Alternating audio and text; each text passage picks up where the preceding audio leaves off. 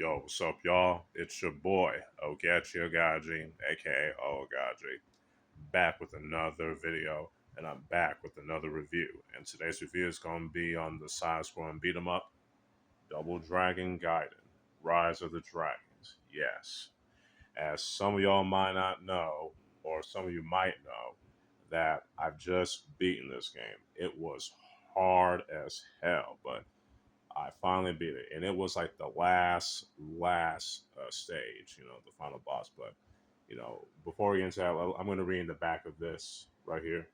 Double Dragon returns with tag team action.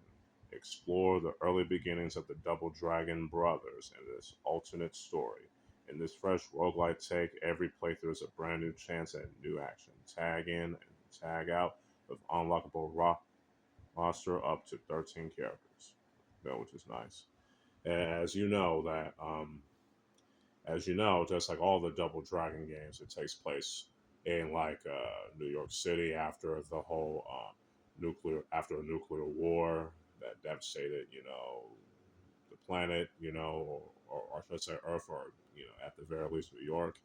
You have Billy and Jimmy Lee, masters of the fictional ancient martial art of Soul Setsuken. They're with Billy, he has more of the kick, focus more on the kicks and speed and things like that. Whereas with Jimmy here, focuses on on power and the hand techniques. You know what I'm saying? Which was dope. You know what I'm saying? And they're joined with Marianne and Uncle Minton. I hope I'm pronouncing his name right. I apologize if I didn't. But yeah, this game is just awesome. I have to say, man, I definitely like the story in this particular game. You know, it's very similar to the original Double Dragon in the arcades back in 1987, but with a more alternate take.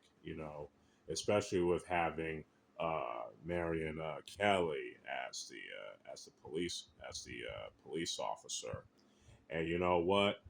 For those of you that might not know, that Marianne was supposed to be a playable character in Return of Double Dragon, aka Super Double Dragon, for the Super Famicom and the Super Nintendo.